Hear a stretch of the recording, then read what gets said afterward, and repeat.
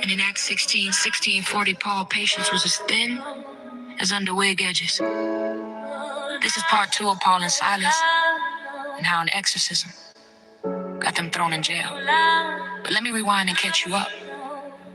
So y'all, Paul and his homie Silas had just got through rebuking and doing an exorcism on this annoying possessed girl following them. And y'all, I know what you're thinking. Annoying how? Y'all sis was out here predicting people love life, riches, lottery numbers. And guess what? She was right. But that wasn't the annoying part. Paul was annoyed because she wouldn't leave him and Silas alone. Y'all, she kept screaming at them, but guess what she was saying? All she said was Paul was preaching for God. That's it. But y'all, she said it day and night for 3 days straight. And y'all, you would think she'd be quiet since she had a spirit in her and all. That's how she was making her money. But nope. Because at first, Paul wasn't tripping. But y'all, this is Paul we talking about. This man was literally murking Christians for a living. Day 1, Paul and Silas were chilling. Day 2, Paul and Silas were like, really? But y'all, by day 3, Paul and Silas couldn't get no peace. Imagine trying to get a little nappy nap and a demon behind you yelling. Y'all, finally, Paul had enough. So he turned around and was like, hey, demon, you gotta go in Jesus' name. Get out of her, we tired, bro. And y'all, the spirit left. And more importantly, she shut up and she was free and delivered. But guess what? Her owners, yes, owners, because this was back in the day, right? They were big mad. This girl used to make them money with the fortune telling.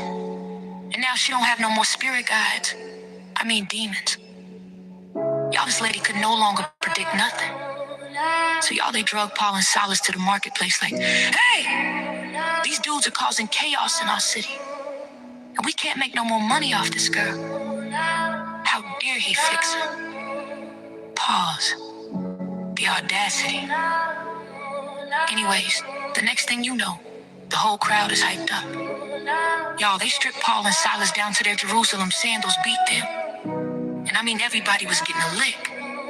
Then they threw them in prison. But y'all, tell me why Paul and Silas turned the jail into a Fire Kirk Franklin and God's Property concert. Y'all, Paul and Silas started praying and singing to God so hard at midnight that couldn't nobody get any sleep. Y'all, they were singing, talking about, oh Jesus, we locked up, but you gon' let us out. Oh, you gon' let us out.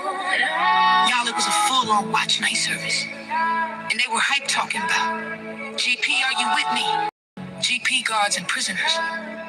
And then y'all, I guess they singing had God hyped too because an earthquake shook the entire prison and the prison doors flew open and everyone's chains fell off. Y'all, the jailer who was asleep woke up scared because he saw the doors wide open and prisoners staring at him. So he was like, I'm not going. So y'all, the jailer is like, wait, y'all ain't gonna murk me? Paul is like, nah, fam. So the jailer's like, what I gotta do to be like y'all? What must I do to be saved? So Paul responds, believe in Jesus, you and your whole family will be saved. So the jailer is like, oh, word. So y'all, the jailer takes Paul and Silas to his house, cleans them up, and even makes them food, and him and his whole family got baptized.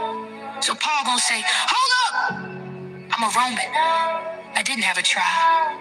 And you beat us in our birthday suits in public, but now you wanna toss us out secretly. Nah, fam, say it with your chest.